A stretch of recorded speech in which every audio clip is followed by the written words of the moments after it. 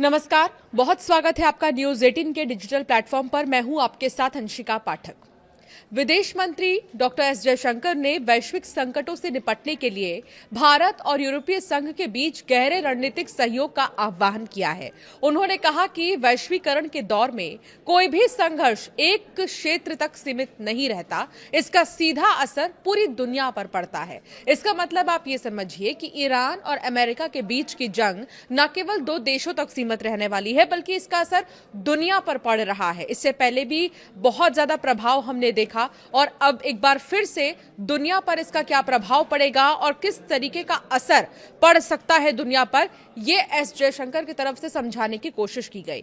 जयशंकर ने आर्थिक जोखिम कम करने, सप्लाई चेन को लचीला बनाने और उत्पादन के एक तरफा निर्भरता वाले स्रोतों को खत्म करने पर विशेष जोर दिया है। विदेश मंत्री एस जयशंकर ने वैश्विक मंच पर भारत और यूरोपीय संघ के बीच गहरे होते रणनीतिक और आर्थिक संबंधों पर जोर देते हुए वैश्विक संकटों से मिलकर निपटने का आह्वान किया। उन्होंने ये साफ शब्दों में कहा कि आज की परस्पर जुड़ी दुनिया में कोई भी संकट या संघर्ष केवल अपनी भौगोलिक सीमाओं तक सीमित नहीं रहता है, बल्कि उसके दूरगामी और अप्रत्याशित प्रभाव पूरी दुनिया पर जो है पड़ते हुए नजर आते हैं।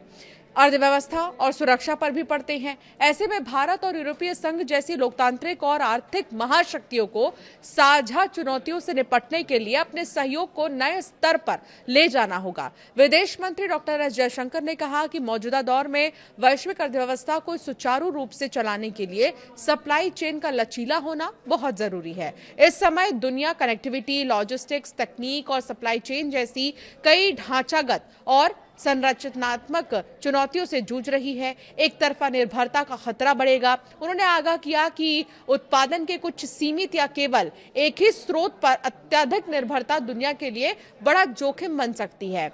वैकल्पिक स्रोतों का निर्माण समय की मांग है कि वैश्विक स्तर पर आपूर्ति के नए और विश्वसनीय विकल्प तैयार किए जाएं, ताकि किसी भी संकट के समय अंतर्राष्ट्रीय बाजार में हाहाकार ना मचे।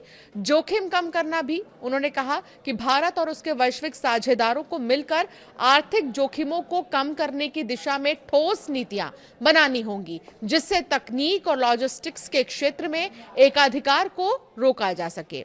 तो वहीं एस जयशंकर ने जियोपॉलिटिक्स तनावों का जिक्र करते हुए कहा कि वैश्वीकरण के इस युग में कोई भी युद्ध या सैन्य संघर्ष स्थानीय स्तर तक सीमित नहीं रहता।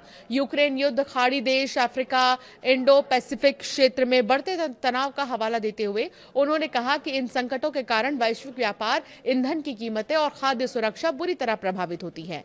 विदेश मंत्री ने जोर देकर कहा कि आज के चुनौतीपूर्ण समय में भारत और यूरोपीय संघ जैसे करीबी और विश्वसनीय भागीदार के बीच रणनीतिक सहयोग न केवल दोनों पक्षों के हित में है, बल्कि ये वैश्विक स्थिरता के लिए भी एक मजबूत स्तंभ साबित होगा। जलवायु परिवर्तन, साइबर सुरक्षा, समुद्री सुरक्षा जैसे मुद्दों पर मिलकर काम करके ही दुनिया को एक सुरक्षित और स्थिर भविष्य दिया जा सकता है।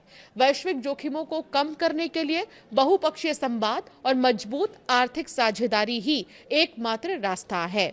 तो फिलहाल मिडिल ईस्ट में जो कुछ भी हो रहा है, उसका प्रभाव पूरी दुनिया पर क्या पड़ेगा और वैकल्पिक तौर पर हमें क्या करना चाहिए, इसको लेकर विदेश मंत्री की ये बड़ी बातें थी। और अब आगे क्योंकि क्या स्थितियां बनेंगी या क्या दोनों ही देशों के बीच में तस्वीरें देखने को मिलेंगी, कुछ कहा नहीं जा सकता। इसलिए वैकल्पिक चीजें हमारे पास होना बहुत ज्यादा जरूरी है।